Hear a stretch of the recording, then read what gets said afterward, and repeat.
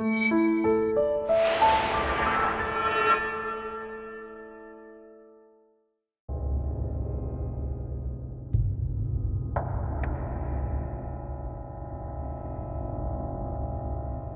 everyone, I'm Captain Logan. And I'm Eric. And today Eric made me watch Prometheus, the second in our two-part series of semi-recent films that we need to watch before we see the sequels to those films. So last time we did Dawn of the Planet of the Apes, and Eric hadn't seen that and liked it a lot. We had a nice discussion about that.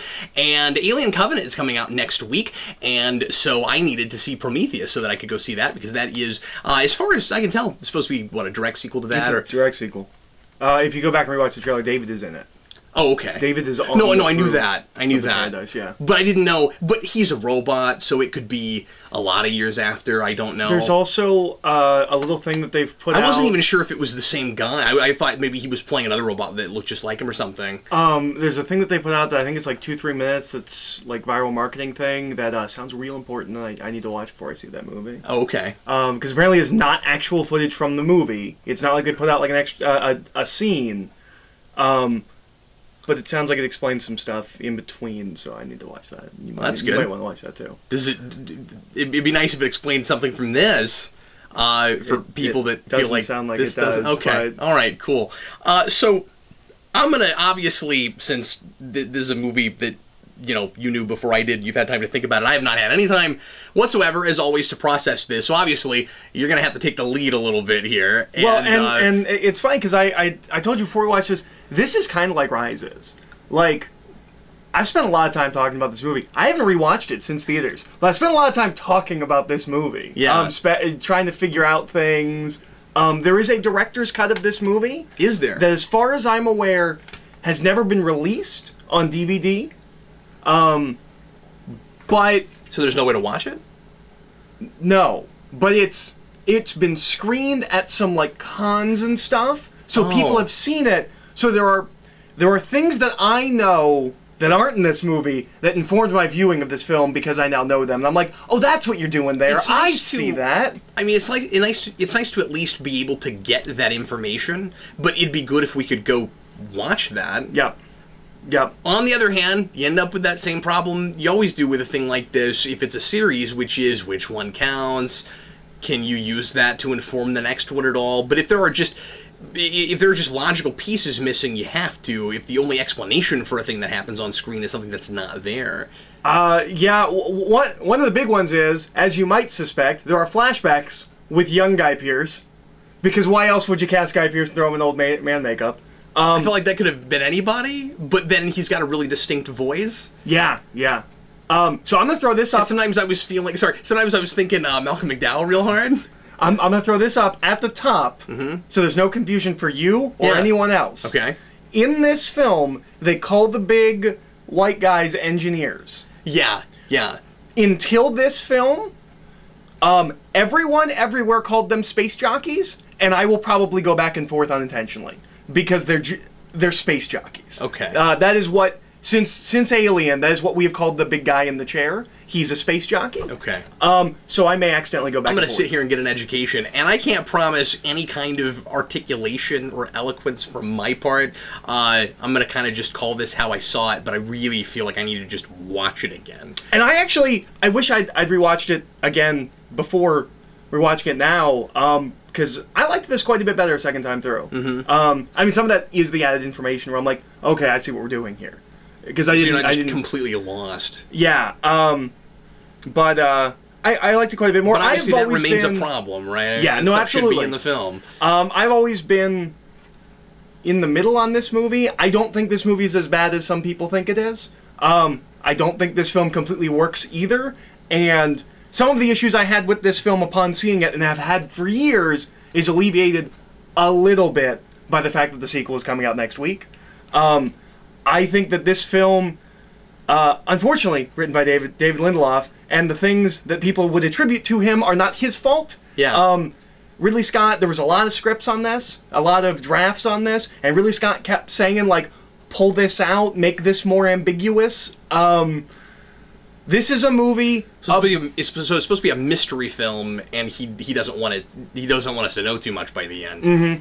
This is a movie that is about a search for answers, and we don't get any answers. But we also don't get a, well, there are no answers. Like, that's fine. If the point of your movie is, it's too complex for you to understand, or even... Or we don't deserve to know. Yeah. Or maybe the aliens who maybe created us, and I get the feeling that it really is supposed to be like they really did create us, but then by the end there's still kind of this question: is it belief or is it truth? So I guess we don't really know. There's a lot of Lovecraft in the Mountains Madness in this. This is one of the reasons cited by Del Toro about why he won't make In the Mountains Madness now. The resolution of that story is we were either a complete accident or a joke, and anything I would have accepted. What you get at the end of the film about questions is, we will tell you later. Yeah. There will be a sequel, and maybe your answers are in another castle. That's always been my biggest issue with this movie. But it was a little and that's everybody. That's what I don't want to say everybody, but that's what anybody I've ever talked to about this film has told me, is that, well, it said, Tim Lyon said this. You know, it kind of promises answers, doesn't give you any. It a little alleviated with this viewing because there's a sequel next week. Maybe I'll get some answers next week. Or maybe it won't be about any of this stuff. I think that would be a huge mistake. I think it would too, but but yeah, it does end on a cliffhanger. Yeah, right? Yeah. This is chapter we fly away 1, and we're gonna And if you listen to Ridley Scott, maybe like 4 more movies. Almost like series pilot or mid-season finale or something, even. Mm-hmm. Yeah. This feels like the first season of something. This feels like it ends on a cliffhanger, and we'll be back next year to tell you the rest. But it's been 4 or 5 years. Ridley Scott's made other films in between. This isn't a self-contained story. I need the rest of it. You can't go make 3 movies in between. It's more frustrating because we didn't know right away when the next thing was going to happen, what it was even going to be, and then it got really confusing when suddenly it had the name Alien attached, to it, and there was another Alien film that was supposed to get made that was going to be an Alien 5, and it got real confusing and nebulous. I don't understand. Dark Horse puts out Prometheus comics. What? There's nothing here to build on. You don't know anything. I don't know how that works. And I feel like about halfway through, it might be making a case, maybe, for it's not about the destination, it's about the journey, and I don't think that's what it is at the end, because we're gonna go find out. And she needs to know. Yeah. It's so important, and David's like, why do you need to know? I need to know. If the conclusion of her arc was, I don't care anymore, it would have been more acceptable. She also still wants the answers, which means the movie still wants the answers. Mm-hmm. It's and it knows we do, and it's almost like it's trying to throw us a bone with that or something, but I can see why for fans that made it worse. None of that disappointed me because that was the only thing I knew about the movie.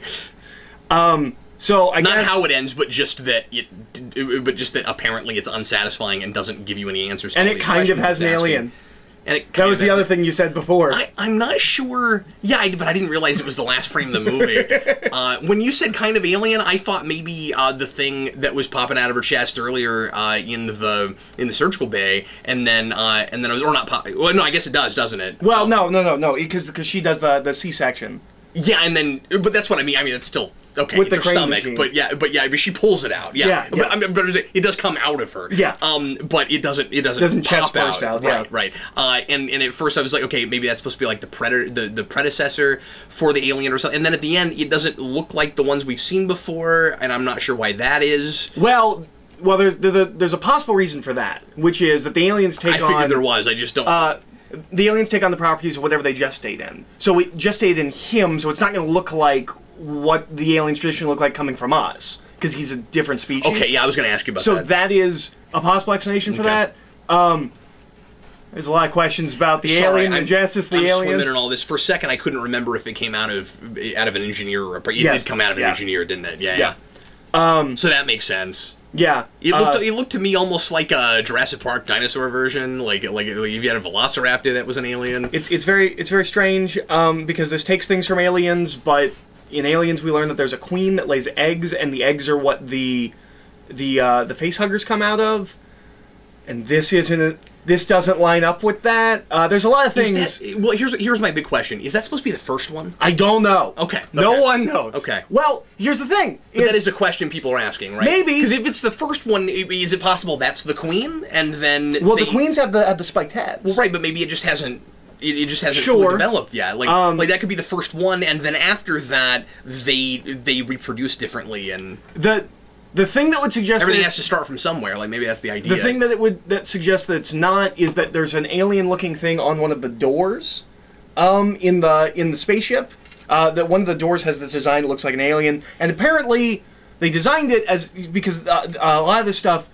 H.R. Giger has passed away when this film's getting made, but there's a lot of stuff that's unused concept art from him, or there's a lot of pulling from his stuff, and so they did that because that's the thing he did. But if it might not actually tell us anything. If I'm not supposed to read into that, don't show me it. Make a big deal. Yeah. Yeah. Well, that's part of the risk you make when part of the point of this is, yay, let's go back to this world again, and maybe you should make a sequel before you then do this, because this shouldn't feel like an Alien tribute thing. Mm-hmm. And in the places where it does, if we're also confused about what things even are, that's really problematic. Yeah, because if this was just ignoring all of them, and this was just a prequel to Alien, you can accept a little bit more. Okay, Ridley Scott only cares about what Ridley Scott did. Yeah, but the company's called the company is called Weyland, and the man is called Weyland, and in Alien it's just the company. It doesn't get called Weyland-Yutani until Aliens. Okay, so he's pulling he's acknowledging Aliens at the very least.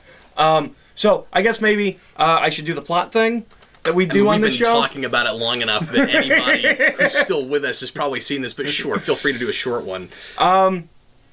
There's a group of explorers and scientists who are sent, paid by Weyland to go to this planet that they believe possesses the creatures that created us.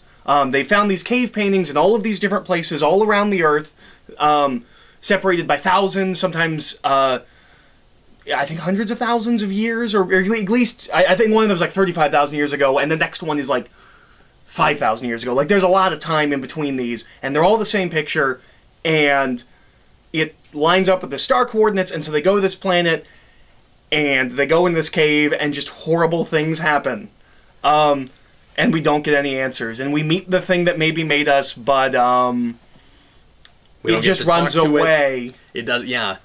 Well, and you say the thing, I mean, it's one of them. Yeah, it's one of the space jockeys. We also find out that the thing in Alien that everyone assumed for years had a big elephant head doesn't have a big elephant head, that's just a helmet.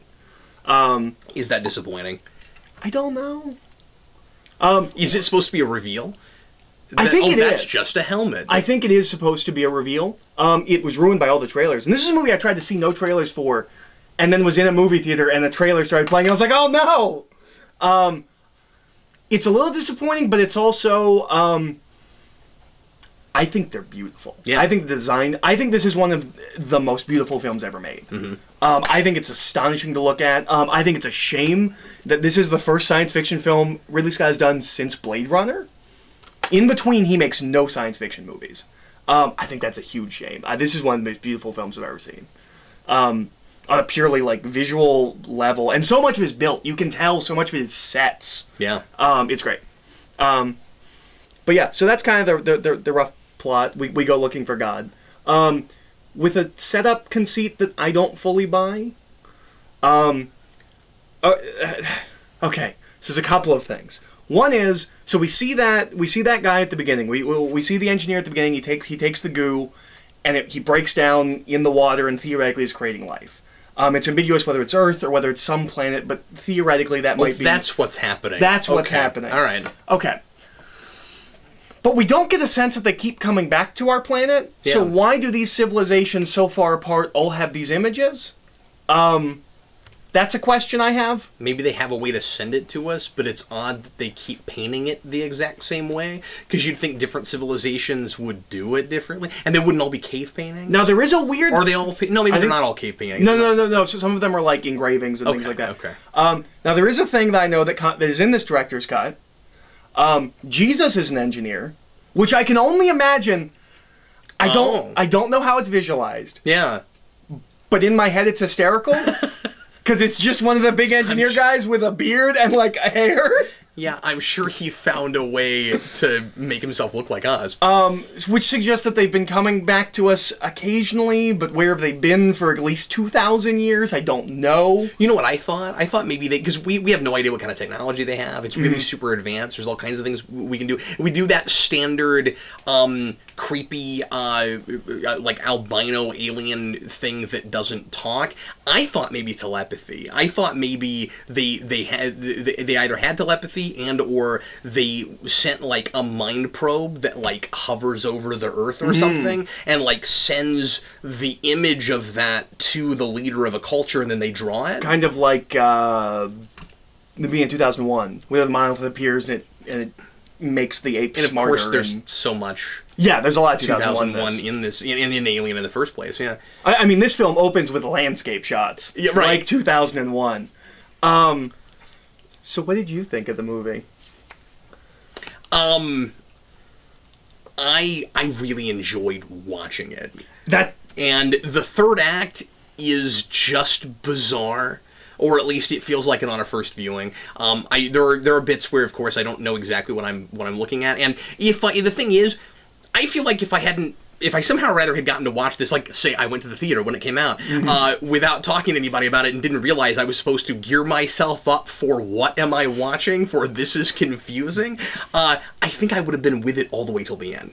You think so? Yeah, I don't think there's a lot of stuff that would have jumped out at me as this doesn't make sense. I would have expected it to all come out in the wash because the first half of it, I'm with it just fine. I'm following it just fine. And there's a couple of stupid decisions. No, absolutely. But I'm not wondering what is going on. Right.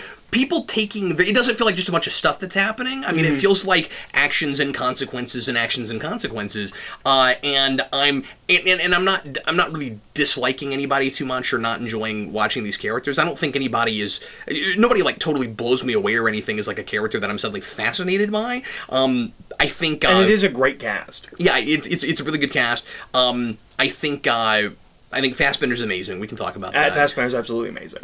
And like that's a standard review for Fassbender in anything, but except for maybe Assassin's Creed, we didn't see it, but that's the sense I've gotten. Didn't end up seeing that. Well, and it's got Charlize Theron, who I think might be the best living actress. You think? Yeah, she's at least my favorite. I think she's great, even in bad movies. She's always good. But no, I wasn't having any trouble following it. I think I expected from minute one to be just having my eyebrow raised the whole time, and I'm glad I watched Alien again somewhat recently. We went and got to see it in the theater again. That was 4 or 5 months ago by this point. Longer than that. Was it pre-Christmas? I think it was pre-Christmas. Okay, but so in the last, it hasn't been a year yet. In the last few months, Eric and I have got to go do that, and it was really cool to be in that world again on Scott's terms because it's paced like that. And I really enjoyed that about it, and it didn't feel pretentious or anything. It wasn't like this material's not up to spec. It's just then you get to the end and you wish you knew more. Is really the only problem. I think the whole thing is breathtaking. Just as you said earlier, just all the way through. It's quite a ride. It is impossible for me to call this a bad movie. It's got third act syndrome, which seems to be an editing room problem. I think there might have been on paper a script of this movie before they made it that was completely solid. There's a bunch of scripts for this movie before they made it. No, you said that, but I'm just saying that I think the shooting script they shot from, you said he kept monkeying with it. I think they might have shot from a script that was solid, that just made sense. I think it's I think there are a couple of things in it that even if the ending worked are really dumb. The biggest one is that they take their helmets off. I can't get my mind around That's a really big one. The other really big one is that the guy who's... I get it, you can breathe, but there's talk about a possible toxin already, that's ridiculous. Or is it right after that? But I mean, I'm like, not sure. Okay, but you'd be thinking that, right? Yeah. You'd go down. You'd be like, there's a wiped out. There is potential. Okay, you're walking around and you see stuff and you don't see any people. They might have been wiped out. You don't know by what. Like, you could walk into a town full of smallpox and take your helmet off, and you'd be fine for a little bit. yeah. No, it's really dumb. The other thing that I think is incredibly dumb is that the guy whose job it is to map the caves leaves and doesn't get back to the ship before them. He gets lost.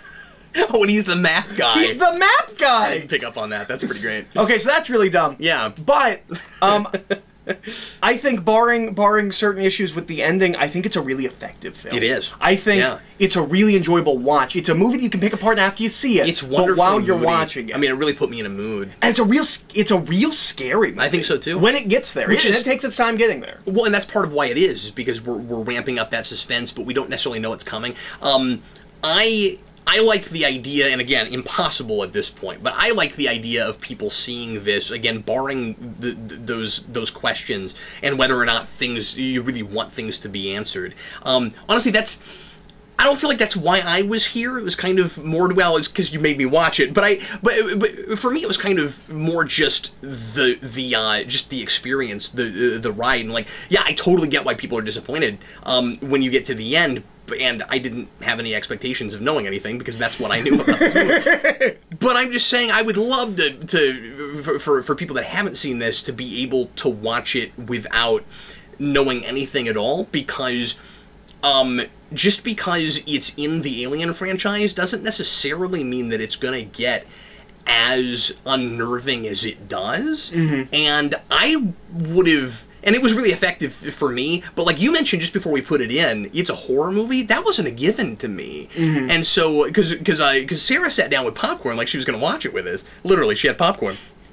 I got some of the popcorn. And I was Kat doesn't like popcorn. Sarah's rate him in the comments. Sarah's been wanting to sit. I worked in a movie theater for a while, and I just ever since then it's been over a decade. I just still don't. Yeah, I can't get excited about popcorn. I digress. It's a little known fact. I ate a giant cupcake. It was marvelous. Anyway, we had the pool party tonight. I had a cupcake.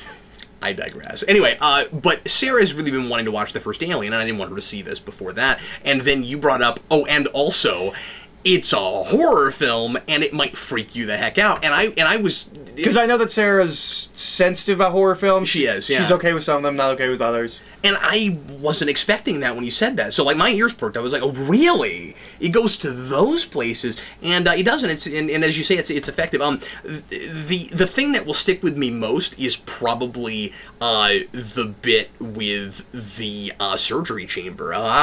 Which is kind of dumb. It's not designed for women. That she's doing? Or? It's not designed for women. So she just goes, well, just cut me open and put a claw in me and take something out? Yeah, but she's desperate, and she doesn't know what it is. But it works, like, completely, and she's totally fine. Works. She's completely fine. Oh, I see what you mean. I thought you meant the scene. I think the scene works. No, the scene works, but when you think about it, it's a little dumb. Okay, so... I'll meet you halfway. I don't think what she decides to do is necessarily dumb because you have to, and it's made worse by the fact that it doesn't work on women, and she's like, well, crap, this is my only option. So she has to do like the worst thing possible to herself, or at least like something that would hurt really bad. But like you have to put yourself in the shoes of someone who like didn't even know this was possible, and it's way pre-Alien, and I mean, like, you'd be freaking out too, like... No, I have no problem with it from a character standpoint. I have a problem with it that it works 100%. It's just completely able to cut her open, take the thing out, no complications. It's weird to me that it knows exactly what to do. I guess it has X-ray and it can see what's in there and stuff, but I wasn't sure how she was able to give it the command to do precisely what it did, so I guess you're right there. Yeah. The bigger issue for me, and where I said I'll meet you halfway, is no anesthetic or anything. You that's pass what you out. keep. Like, that's what you keep. Oh, is that what that is? Yeah. Okay, but she's screaming, so that makes me think that she has no anesthetic. Well, no. If you watch, she's screaming and she hits herself again and she calms down. Okay.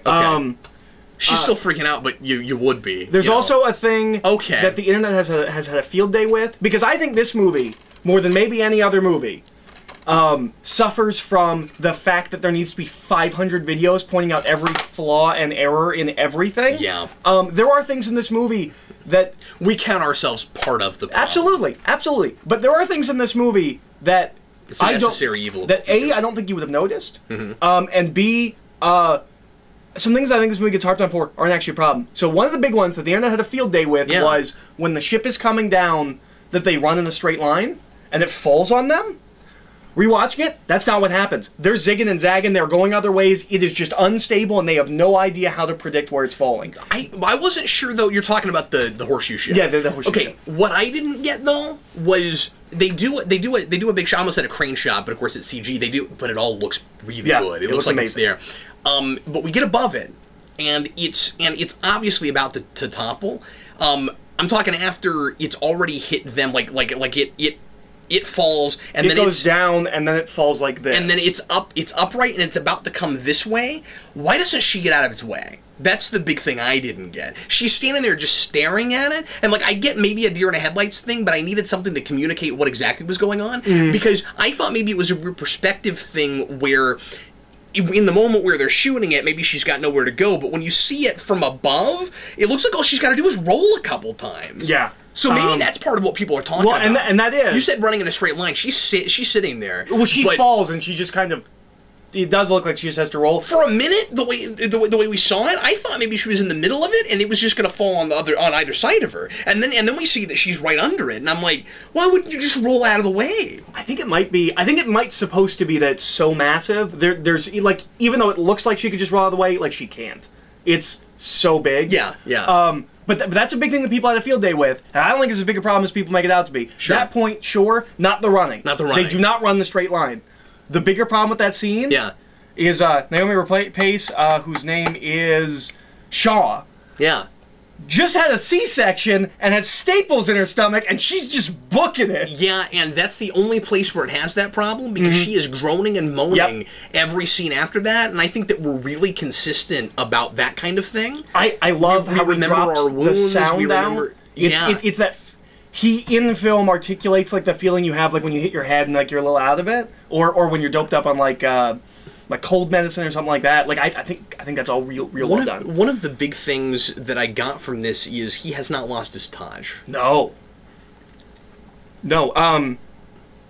And he knows how long to make things linger, and he knows when to get the action rolling. And again, I think part of the reason that that I enjoyed it a lot as I was watching it is because I didn't think we would ever see Alien done as Alien as opposed to Aliens again, which is what it is. You know, the more of what it is, and I think it gets to more of that kind of the Aliens type action maybe toward the end a little bit, but for the most part, really it's your. I mean, it's bigger than Alien, but we're not fighting back. And it's not action, and it's not a chase. Yeah, well, it's not a foot chase. It's not a car chase. It's not that kind of thing. It is. The way it presents everything you're seeing... It's a haunted house as opposed to a roller coaster. Yeah, exactly. The way it presents everything you're seeing is, I think it intended to be, and we have ruined this word, long before you and we ruined this word, it's supposed to be awesome. Yeah. And I don't mean that in the awesome... Awestruck. I mean, it is supposed to be awe-inspiring, and it's supposed to... All of these characters are having their entire worldview altered. Yeah. And that's really the arc she goes. And a lot of them didn't know what they were there for in the first place. I like that that's not made a mystery all the way through the film. Yeah, because that would be too Alien. Because Alien is we go out there and we think we're there for one reason, and then it turns out it's something else, right? If memory serves. Yeah. And this it's a distress beacon. We have investigating. We have exposition in the first 15 minutes of why we're out here. Some of you know why you're here. Some of you don't. Which is a thing that people have complained about. Okay, really? So there are reasons for why. I like that for most of them it's profit motive still, though. I think that's important. There are reasons for certain stupid character things in this movie. They're not in this movie. They're in a longer cut of this movie. Oh, okay. None of these people are experts. None of them are great at what they do. The people that are there for money are the only people that they... Because we're willing to go. Because one of the things that people have asked is, like, why would you go on this? Why would you sign this contract and not even know what you're going for? these are the people that were willing to do that. They're not the best at this. They're not the highest paid, you know. But still, it would be nice to answer that question for some of them, and I think it would be perfectly fine. I think it would be a perfectly fine complaint to say it'd be nice to have some background for more of these people, and more than we get. Yeah. And apparently that is no longer cut. And then the other big thing is the two... I want to say leads, but I don't think it's true. I don't know who Shaw's boyfriend is. Like, he's not that important to this movie. Yeah. But they're kind of together for a good chunk of it. They're religious scientists. They went to religious schools. They are not top of the line, the best scientists in the field. They're like alternative scientists. Oh, interesting. Which explains some of the things they're doing. Spiritual reasons? Yes. Yeah. Yes. Yeah, they're looking for God. Yeah. Which resonated with me way more watching it this time, knowing that these are not just people saying we're going looking for God. These are people who are truly looking for God. Capital G God. And that tracks a lot better when I knew that watching this movie. Like when I realized, oh, these are people on a religious expedition. Everyone else is just here because they want to get paid. They're on a religious expedition, and their world is ruined. Yeah. Specifically hers. I think it's interesting she still wears the cross at the end. So are they... yeah, and that's really important stuff to leave out, especially I think because so, she too. said, "Where's my cross?" Yep. You know, she asked David at the end. She's like, "Where is it?" Yes. It's very important to her. So is the idea when you say they're looking for God, if they find what the old man is after, then that kind of dashes their beliefs. So wouldn't they actually be looking for it to be not true? Well, no, they're looking for who made us. Wayland is also looking for who made us, but for different reasons. They want a very spiritual, what is our purpose? Why did you make us? Wayland assumes if you made us, you can make me not die. Yeah. You can make me younger. You can fix me. Which is why we have the medical pod there. I don't know if you got that. He's using that. That's how he's still alive. Is that what? Okay, I didn't. And it's why it's programmed only to a man. Like it. Okay. That's cool. a mystery that I don't think is well set up, but it's supposed to be. Okay. And that was a reveal for you, right? That he was on the ship and alive. Yeah. No, for a second I thought she was hallucinating him. She's real disoriented when she wakes up, and then there he is. And for a second, I thought she was like gonna blink, it'd be somebody else or something. I don't know. I didn't like the daddy reveal. No, it's not great. It makes a line earlier work really well. I guess I just mean the execution of it kind of bugged me. It did that. It did that like for the audience, father. You know, there might as well have been like a gong or some kind of sting there. Yeah, I was like, I didn't need that. You knew I was sitting there when you said that, and this movie's too good for that. It doesn't do much of that kind of thing. There's a line earlier that I really like when he's a hologram and he's talking about David. He says, "He is the closest thing I will ever have to a real son." That's a sting at her. She's sitting right there. Yeah. Okay. No, if you rewatch this film, there is stuff being set up with her character. She makes sense more when you already know all of that. Yeah. At least that's the experience I had. It does seem like a movie that has a difficult time communicating how much of the character stuff you're really supposed to be paying attention to. I mean, like how much of it is really about character stuff. I could see a person watching this in a first viewing, and I didn't necessarily assume this, but I could see I wasn't sure. I could see you assuming that it's just obligatory. These people have to be about something or have come from somewhere, but it's not really about them. They're going to be like archetypes or analogs or something. Yeah, they're just the people in the Jason movie to get killed, kind of a thing. Yeah, exactly. And like stand-ins for the characters in the original Alien movie, which there are a couple of kind of obvious ones of those. Yeah, which you would expect, and I'm sure people have broken down all over the internet. But Idris Elba's phenomenal. I guarantee you that character is nothing on the page, and he makes it sing. I was confused about him, and that's one of the reasons I want to give it a second viewing, because there's one scene where he seems like a real dirtbag, and then after that he's not really, and I was confused about that. Does he just not like that guy? When he tells the two guys that are in the cave that they're gonna have to come and get them in the morning, He seems really unsympathetic toward them and is almost like turning the knife and rubbing it in, and I wasn't sure what that was about. I think he just kind of doesn't care. What's really weird, what confuses me is that the second time they go into the cave, he goes with them. And we've said a couple times, I just fly the ship. Yeah. I don't know why he goes with them. Because I don't think he That seems cares. like an Idris Elba needs more FaceTime thing or something. I don't mean the actor, I just mean maybe I mean, he's not even on the box. Like, we're not selling this movie on Idris Elba. Yeah, so I don't know. I don't know if the character makes complete sense, but I think Idris Elba makes it work. Maybe he's I think he's really likable. But maybe the idea is, I shouldn't have said it that way. Maybe the idea is supposed to be he needs to be on screen more, so it'll be more tragic when he decides to fly the ship into the Which is ship. a scene I've seen 100 times I thought was really effective. Yeah, I did too. And that's really important, right? Because he's one of the I'm just here for the money guys, and he just flies the ship. But he but like, you know, he knows that if they leave that alive, then it's going to be bad for humanity. And he does care about people, because when they bring the guy back and he's all infected, he's on the other side. He's being like, no, let us in. When Charlize Theron is fighting them off with the flamethrower, of which there were many. And I said while we were watching it, there's no way that they knew they were going to use flamethrowers that often.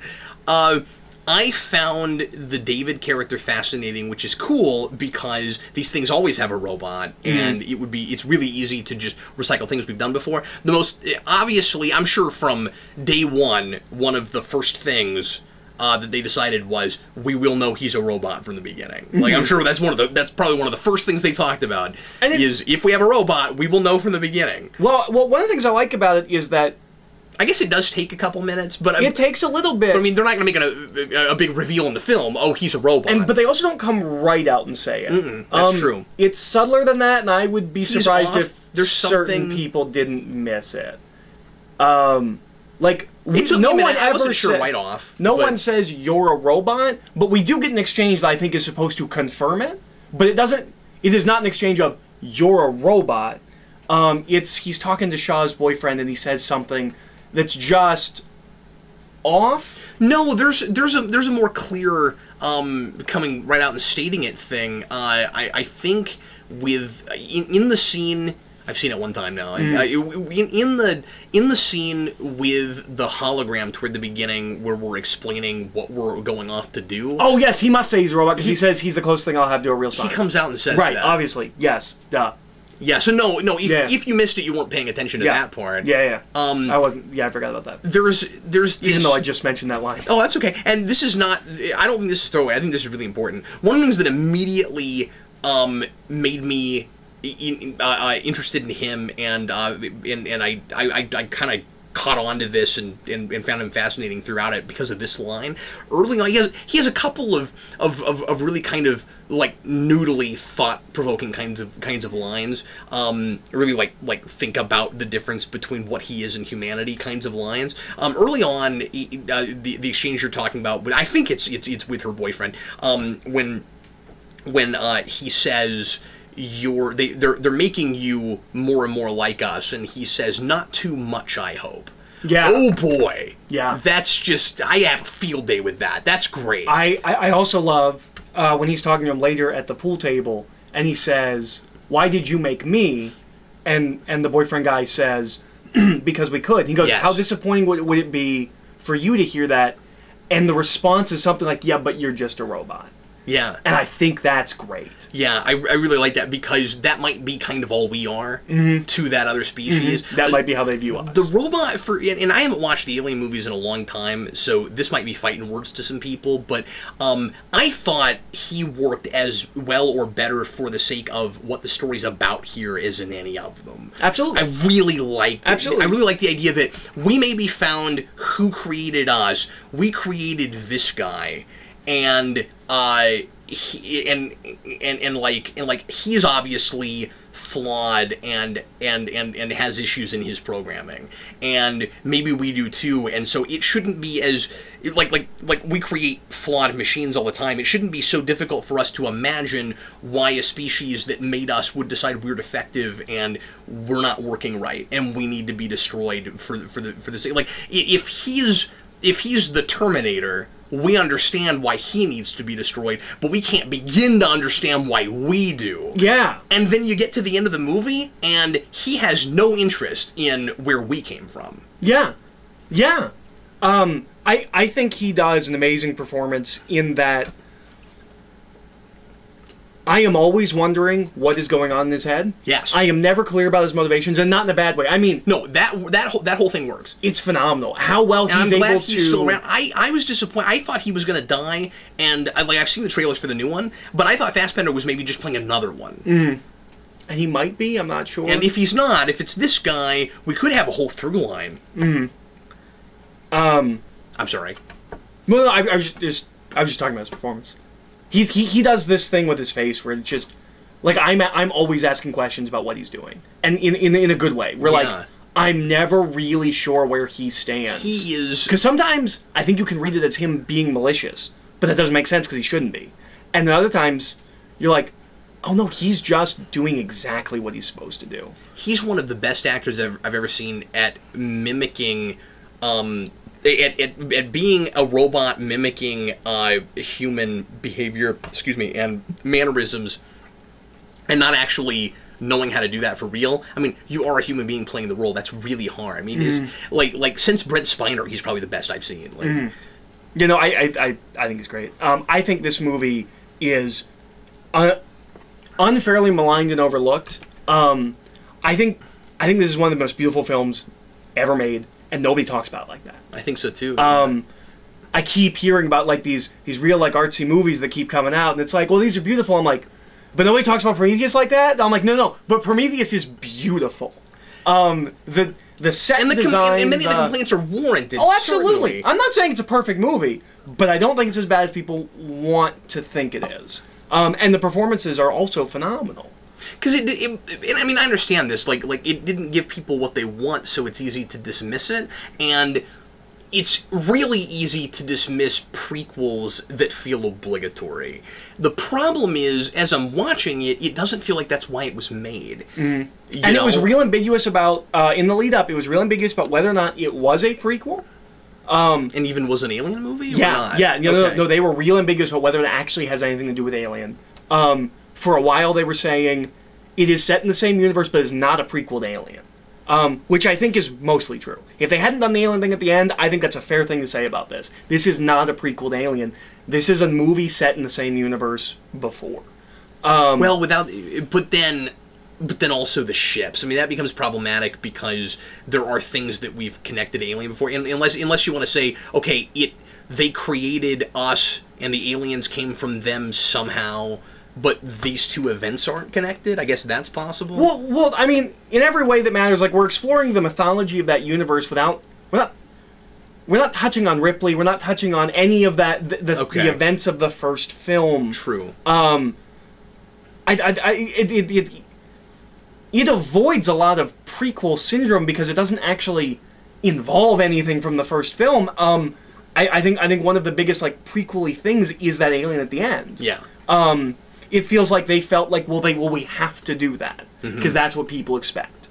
Now, if we find out that that was the first of them, that could be really significant because that would make this like this would have an even better occasion for story where yeah, there's a story here, but for the sake of the rest of that franchise, this shows you where that first came from. And I sort of like the idea of humans are responsible for getting it off that planet, except that's not really what happened, is it? I guess it's still there.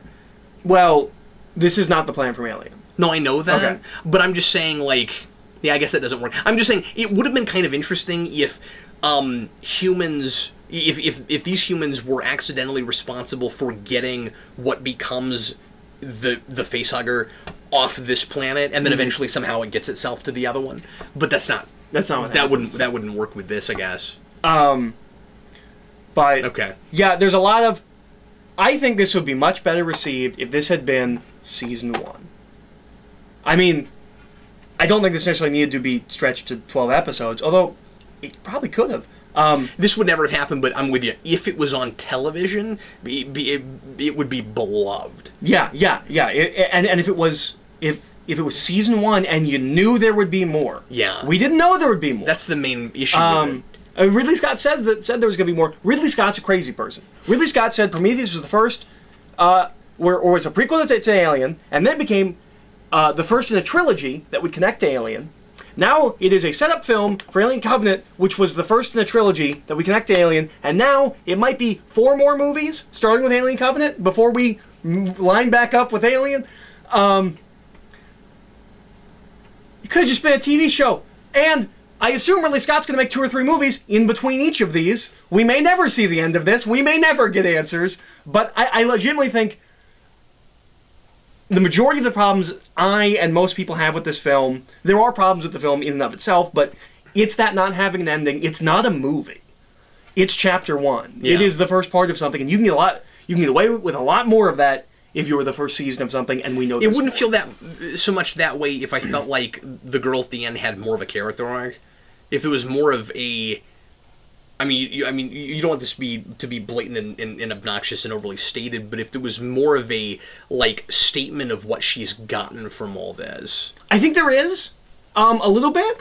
It's a subtle change. Before she is seeking answers in wonder and awe and what could they have to tell us? What could the people that made us have to tell us? By the end of this movie, that has changed to they are going to tell me what happened. Yeah, and partly because I've been through all this. It can't be for nothing. And this is not what she expected. She expected almost like a fairy tale kind of thing. Like whenever she talks about heaven, she was looking for. That's exactly what she was looking for. She was looking for heaven, and she found this bizarre, freakish, haunted house in space. I think she's a completely different person at the end of this movie than she is at the beginning of this movie. Sure. She found scientists.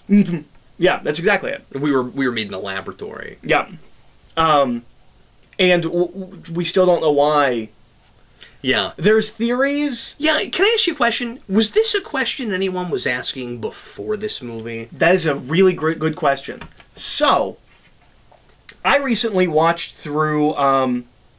I bought the Alien Blu-ray set. I don't know if I told you that. I bought the Alien Blu-ray set because we had it at work. It was like $20. So I bought the Alien Blu-ray set, and they do this really cool thing that's better than the DVDs. If you're me and you do the things that I do. On the original DVD quadrilogy release, you had Alien and then the Alien Special Features disc, and then you have Aliens and the Alien Special Feature disc for all 4 of them. They throw all of the special features and documentaries on one disc at the end of the box. So I just sat there and I just went through the documentaries of the movies, which I watched before, but I was just in the mood to watch them. Comes up consistently. One guy in particular keeps saying, I think it'd be really interesting if Ridley made a movie about the space jockeys. And then you get to the end of Resurrection, and it's about the future of the franchise. Person after person after person says, if they make another movie, boy, I really wish they'd go back and explain what the space jockey is, do Planet of the Aliens, explain where all of this came from, and I think Ridley should do it. Oh, okay. And those special features are shot in, 2004, 2005. Yeah. So apparently, yes. Everyone was asking this question and wanted Ridley Scott to be the guy to do it. But I wonder, were fans asking that question? I don't know, because I'm not a huge part of that fandom, and I'm newer to that fandom. I really only start, really learning... I'd seen Alien Aliens. It's only going back 2 or 3 years that I really start learning about all this stuff. Because the way people talked about it, and I understand... I know the space jockey in particular was always a big mystery, and people always wanted to know what that was. Okay, because I certainly understand wanting to hold the movie to the initial contract it seems to be making with you. So when you start watching it, if you think the movie is saying, either we're going to find the answers or the answers can't be found, but we'll make that real clear. I get why you would be disappointed, but the way people talked about it, it was almost as if they came to the movie because they had questions. I think the movie has questions and you expect the movie to answer it. And the movie doesn't answer it or not answer it. It just says, we'll tell you later. And I think that's a problem. I think that's really... I think it made people angry. Because... And I don't want to keep talking in circles, but that's less of a problem if you've got another one coming out in a year and a half. Yeah. Yeah. But you can make it's a 3-4 years. You can make a multiple chapter story out of several movies. Yeah, absolutely. And you make it real clear. This is 2012. Yeah, boy, that's 5 years. Yeah. That's a long time to wait. And honestly, if I had seen this back then and I went back and watched Alien and got more invested in the franchise, because it's just not a franchise I have a lot of investment in, I like it a lot. I just haven't spent much time with it. It hasn't been one of the fandoms I've gravitated toward. Yeah, I would have... It probably would have made it bittersweet. It would have hurt it. It would have hurt it more. But again, we get to go next week to the next one. So. Yeah. So hopefully, boy, that's going to be interesting. Hopefully, that's got some answers. If I'm real worried because I walked out of this. I really liked this movie walking out of it. It exactly like Dark Knight Rises. Same summer as Dark Knight Rises. Yeah, right. Well, I walked out of the theater. I really liked that. And this movie is a real ride. Like it's a really effective film until you start thinking about the details. And then I started talking about, I'm like, well, that doesn't exactly work. That doesn't exactly work. The variety of the sorts of scares and stuff. Yeah. And some of that stuff is horrifying. And I was having this conversation with you the other day where we were talking, where I was trying to explain that I have this huge, like, fear of space that seems really simplistic when I explain it, which is just when you're on an alien planet, there's no one around. Yeah. No one can help you. This movie is that. Yeah. Like, this movie is... Like, I think I might legit... I've never had It's like the first one. It is claustrophobic horror, but it still feels claustrophobic even when it's open. That's exactly... And that's... I don't know. I have this reaction to certain things. I think if I went to an alien planet by myself or just with a couple people, I would have a panic attack. Like, I can... Like, thinking about the idea of being on a planet and something going wrong and there's no one to help you... Terrifies Is it because you can't get off the planet? Yeah. And there's no way anyone can get to you. Yeah. You are completely cut off from everything. It's a horrifying idea. What's really interesting about that is that space is obviously every dimension, but if there's no one to come help you, and let's say you're like floating out in space and you're looking in every direction, now it's almost like you're on a two-dimensional plane. But yeah, it terrifies me. And so... What I mean is, that almost gives you that same claustrophobia idea, because in whatever direction you go, you're disoriented. It doesn't matter if you had like a, if you were Wall-E and you had your spray can thing, and you're just like spraying around, it doesn't matter which direction you go in, you're still dead. Yeah. And you have no idea what is in any direction. Yeah. We went inside this big pyramid, you don't know what's over there. I also love that they keep calling it a pyramid even though it's round. Because that's exactly what I think we would do. Because it's the closest we can think of, other than calling it like an igloo or a hut. Yeah. And it's not either of those things. Yeah. It's more impressive than that. Yeah. No, Fire extinguisher. I like this movie. That's what Wally has. Is that okay to say? I like this movie. I think I like it also. I don't think it works completely. I'm not saying it's a great movie. This is tough, but it is... It sounds like at the very least you're feeling it. Yeah, it's too much of a technical marvel, at the very least. Absolutely. Not to turn it green. Absolutely. But I also enjoyed performances, and I was invested in a couple of characters. And I think this is the freshest android I've seen in a good long time.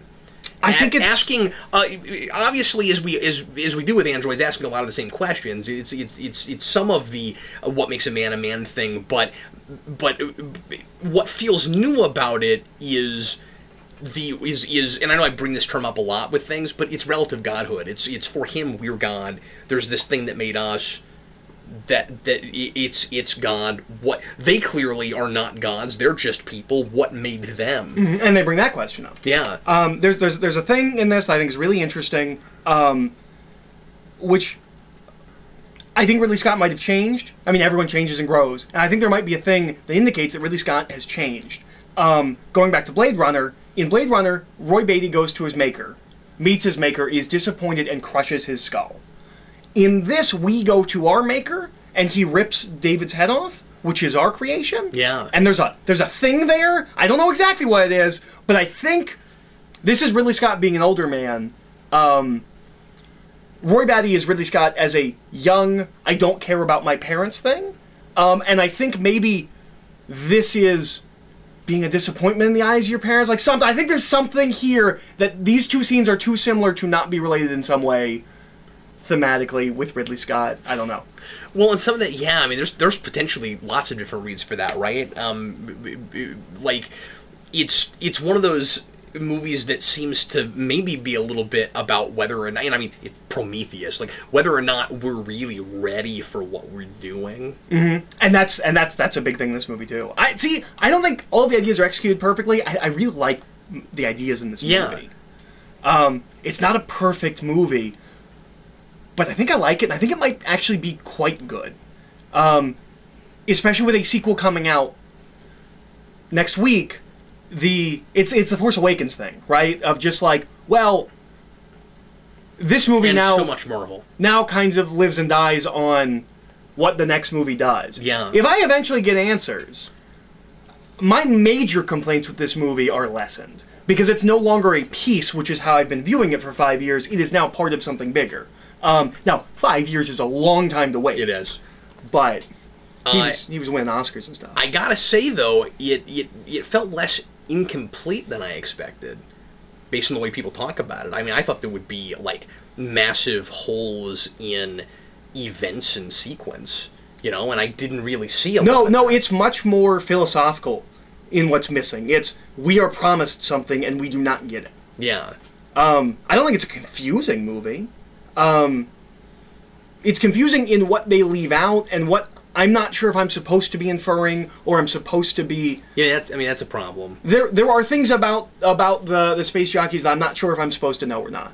I don't really know if I'm supposed to understand why they made us, or what making us meant. Like, I don't know if I'm actually supposed to. Yet. I think that's still the big mystery at the end, and that's why she goes off to find them. You know, it's like we don't know that yet. Because there's theories that he's like that the guy at the beginning is like a rebellious one who went off on his own, and oh, that's interesting. There's a whole thing about like Earth being a weapons factory. There's a lot of things in theory. And obviously, you want it to parallel and be connected to our motivations for making robots. Mm-hmm. Yeah, and so it's hard. And not that's to such go a great. To, it's hard not to go to what we do with that in trying to figure out why they would do it. So is it a form of slavery? Is it a way to make their lives easier? And that's such an interesting. Is it just a way to prolong themselves, where they make something that's like them because they know they won't be around for or something? I mean, I don't know. Well, and that's such an interesting thing that I don't know if I've really seen before. I have seen in things with robots, you ask the God question, but never in a thing where we are looking for God, and we are trying to find our purpose, and no one in this movie gets it. Yeah, that's David what was brand new to me. keeps bringing it up. Yeah. Yeah, but you made me, and you don't have a reason for that. Yeah. There is no grand explanation for why I am here. And that's the thing is, it's really hard not to think that maybe that is supposed to be the point, but it doesn't quite play. Because it's not enough of a sucker punch at the end. It needs to be completely no answers. It doesn't seem like there's no answers. You need the guy who runs off to say that. Yeah. Yeah. You know, where he practically, you know, he echoes and maybe practically says verbatim what the guy says earlier. Because we could. Just thought it was a good idea at the time. Yeah. We were experimenting. We figured out how to do it. Why did we split the atom? Yeah. We make these scientific achievements because they're achievements, because they make us feel satisfied. They make us feel like gods. Mm-hmm. And so the reason a god, so maybe the reason a god makes people is because that's what makes it God. Mm-hmm. Then I mean, there you go. Yeah. You know, if that was in the movie, that's all I need. Yeah, and exactly. That seems to be what the movie's kind of saying anyway. Before that, maybe. But by not saying that, it feels like there's more. Look at us. We can be shot. We can be killed. We can. A door can chop our head off just like you. We can asphyxiate just like you. But what makes us God? And look, you've done it too. Yeah. You feel more like you feel more invincible when you create something you previously thought was impossible, when you lord over something. And there's a disconnect between them and David. Sentient. When David is having that conversation with the guy, and he says, well, we made you because we could, and David brings up, like, well, what if they told you that? There is this look, and maybe even a line, where it's just like, yeah, but it's different.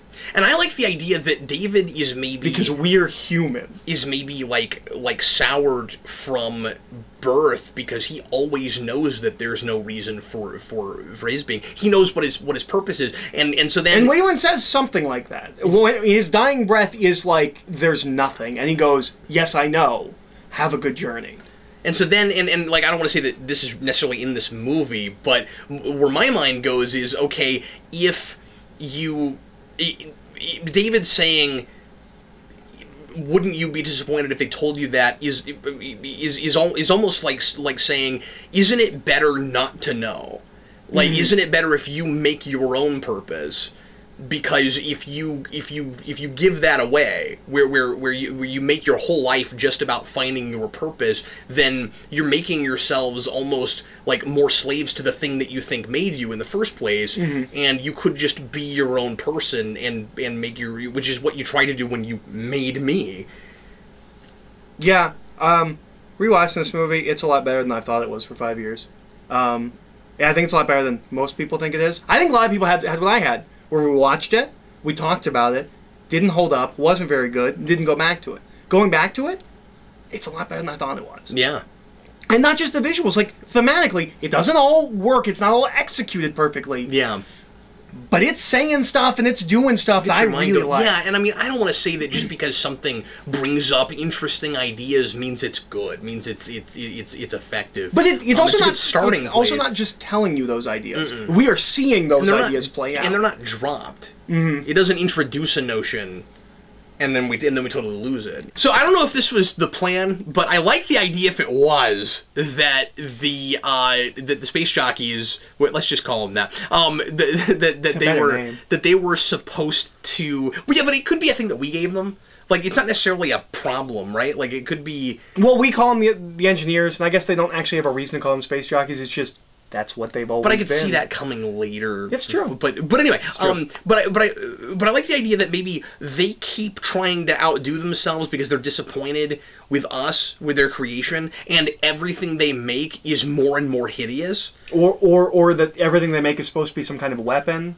And the alien is the perfect living weapon. That's been a theme through the alien films. Is that if we were supposed to be weapons? Yeah. Although I don't know how that works. Because that's the thing that runs through the alien films. They sucked if they were trying to make weapons when they made Oz, because they also have 2 arms and 2 legs, and like, they're more I powerful than us. Understand that. Weyland-Yutani is always trying to get a hold of the alien so they can weaponize it. They want to use the xenomorph as a weapon. So if we're going with that line of thought, that they made them as weapons, maybe we were also made as weapons. Yeah, and then poorly constructed weapons, and then maybe nonetheless. Maybe my idea that you can't even punch somebody without your knuckles cracking.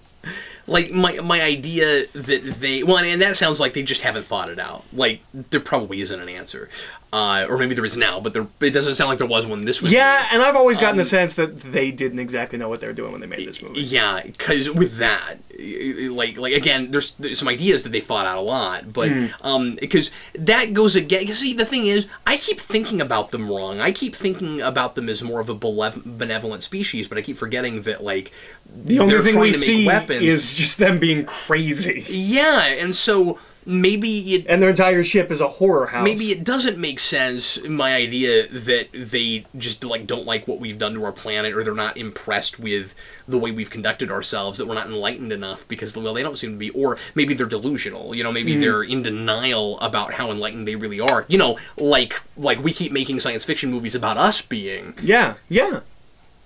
And we keep not listening. So there's all kinds of cool things it could be, but I don't know what it is. Yeah, and it's not as annoying a week and a half away, or a week away from the release of Alien Covenant. Well, again, I'm really glad I saw it. Yeah. I'm glad I rewatched it. I was planning to rewatch it before I saw Alien Covenant anyways, but I'm real glad I rewatched it. We're in for a treat if Covenant looks anything like this. Yeah. I'm also concerned it'll be real retready. It looks like like kind of a remake of this and Alien. Yeah. But we'll see. We'll see. Well, thanks again for showing it to me. I know precisely what I'm going to show you next time based on the themes of this movie. Oh, we're doing that. Yeah, well, we got to, man. Like, when we... It's the only possible answer. When we're trying to go find God. You thought this was part 2 of a duology, but this is actually also part 1 of another duology about finding God. That's absolutely right, yeah. So next time we're going to try to answer the question, what does God need with a starship? And well, this one has to fly away. to get off the planet. Well, that's true. That's true. It does have reasons. But this other one not so much. We'll sing a little row row row your boat for you and all kinds of fun things. Anyway, thanks for watching. I am Captain Logan, And I'm Eric. see you folks.